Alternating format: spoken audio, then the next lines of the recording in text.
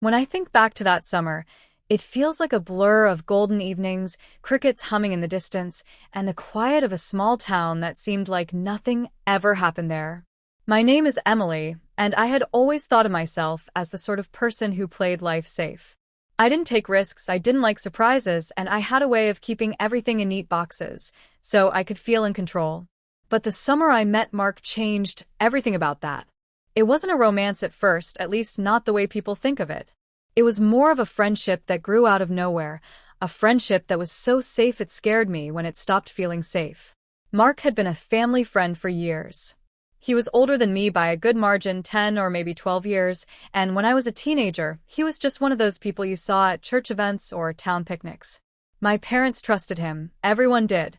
He had that calmness about him, like he never rushed, never raised his voice, never made you feel small. He lived alone, a carpenter by trade, working from a shop on the edge of town. People went to him for tables, cabinets, anything that needed hands that were patient enough to smooth out rough wood. That was Mark. Patient, careful, good with his hands. I never thought of him beyond that. That summer, I had just turned 24 and life wasn't going the way I planned. My fiancé had walked out 2 months before the wedding, leaving me with a dress that still hung in my closet and a heart that felt like it had been pulled out and stomped on. My parents did what parents do. They hovered, they worried, and they told everyone I was just fine, even when I was barely holding it together.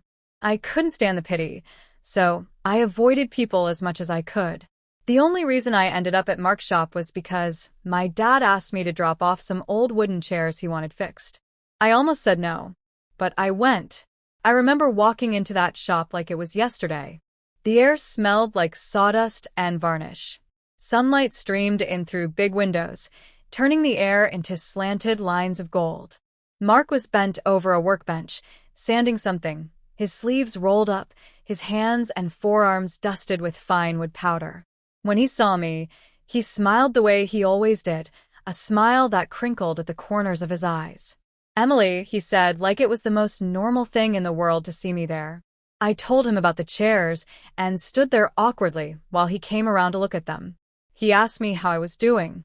I lied, told him I was fine. He didn't believe me, but he didn't push either. He just nodded, his eyes soft, and said, "Well, if you ever feel like sitting here for a while, the door's always open."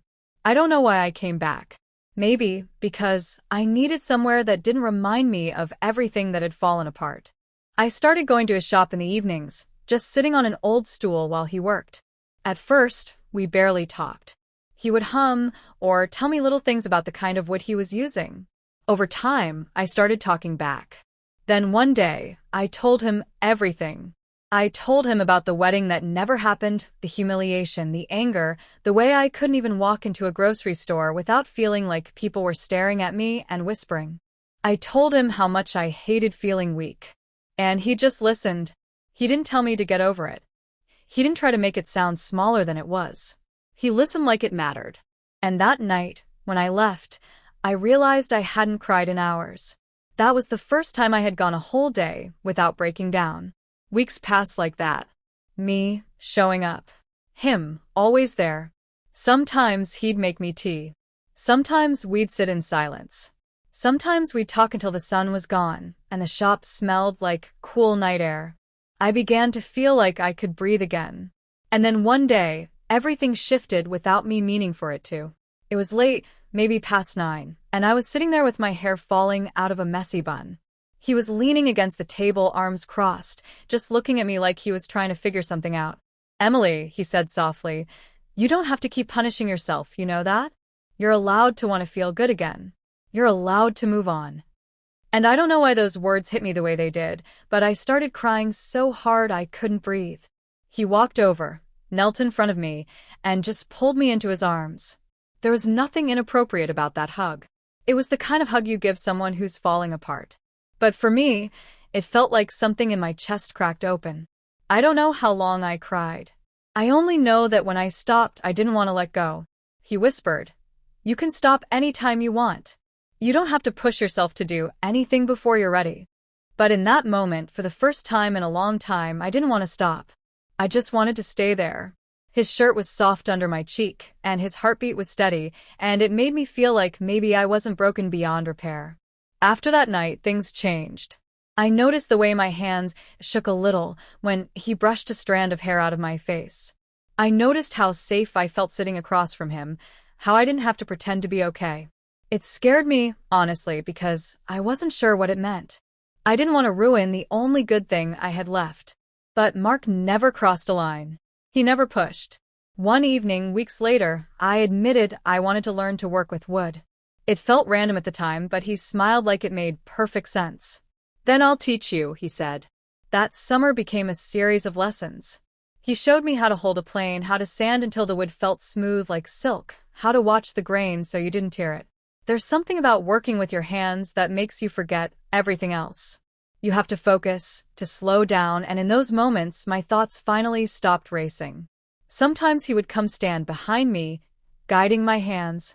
It wasn't romantic, not yet, but it was close enough to make me feel alive again.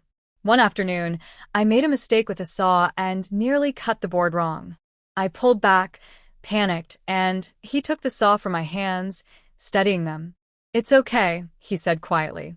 "You can stop whenever you want. This is supposed to be something you enjoy." And without thinking, I shook my head and said, "I don't want to stop." He looked at me for a long time then, and something unspoken passed between us. It wasn't about woodworking. It was about life, about how for the first time in months, I wanted to keep going. As the summer turned into fall, our connection deepened. People noticed, of course. Small towns notice everything.